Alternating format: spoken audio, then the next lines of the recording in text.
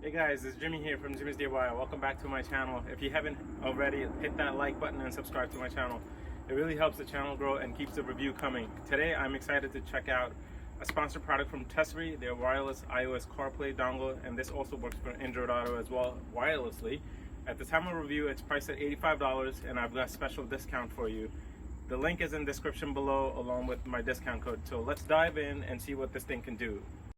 All right, this dongle is very well packed.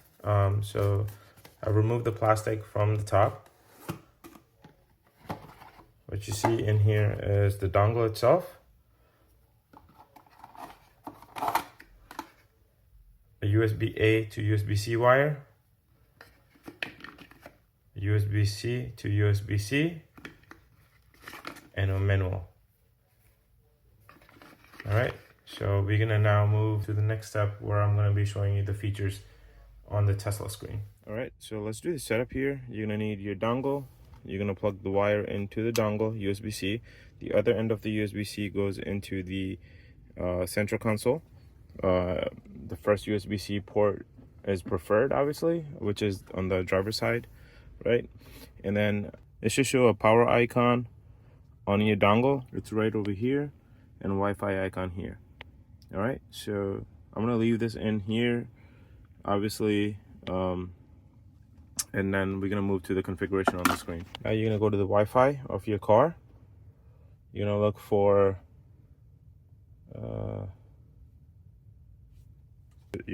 AutoKit right here, and then the password to AutoKit is 8888 8888. It's 8 times, and then you're gonna click on this down arrow and click on Remain Connected. So it is wireless, right? And then you're gonna need your phone. Simply, you go in your phone. You're gonna go to Bluetooth. You're gonna also look for AutoKit. So I click on this and then pair. Okay. Once the pairing is successful, you're gonna hit connect. And then you're gonna go to the browser. You're gonna put testpush.com, and that's gonna pop up. You could access your phone, music, maps, messages, audiobooks, settings, whatever, right? All the apps you have on your device that are capable of CarPlay.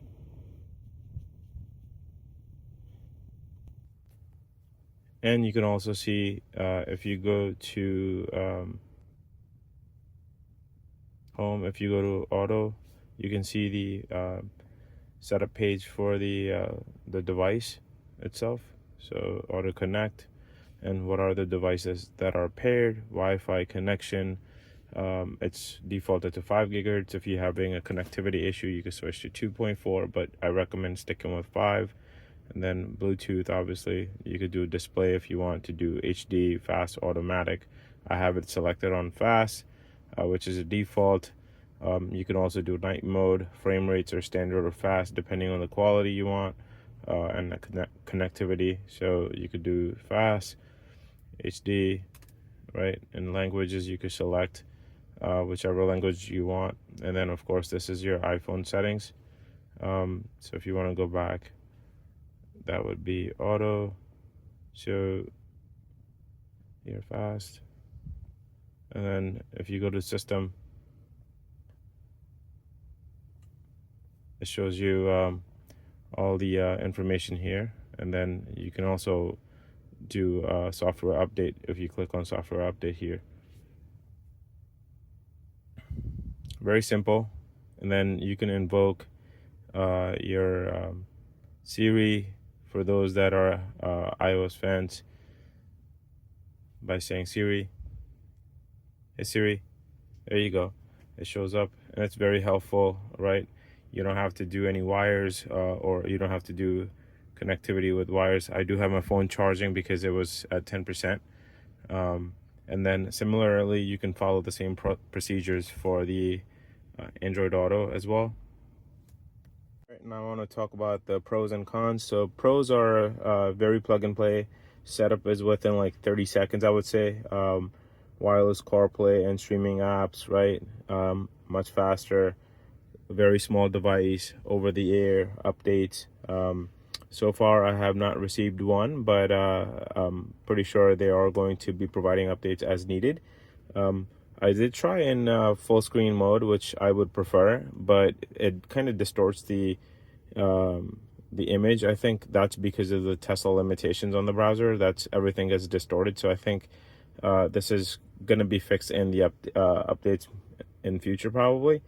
The con is obviously it uses Tesla's browser, which leads to compatibility, but that you can get over with it using it in the partial screen mode, which is, to me, it's more than enough. This size of the screen is decent size, right? For the maps too, when you use internal Tesla maps, you're using the side of the screen.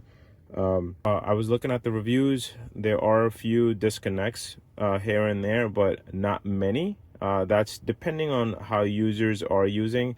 Like I mentioned, 5 gigahertz is faster, and if you are going through a congested area, it might drop a connection, but I have not seen, I'm in the suburbs, I have not seen disconnect.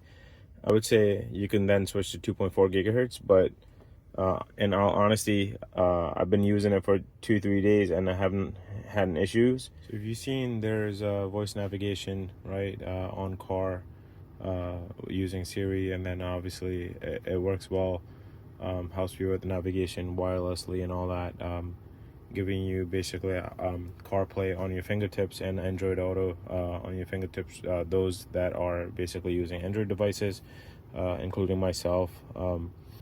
Obviously there is ease of use and there is improvement that can be done here. I will write an email to Tesery to recommend my improvements, which is full screen, and then obviously if there is a way to improve that, a slight delay that I've seen, it might be linked to my phone. I noticed my phone was a little bit jittery, and I closed the background application, it got better. So you can see here now it's slightly better in terms of performance as well. Other than that, the device is great and it's fantastic. Thank you for watching. Have a wonderful day.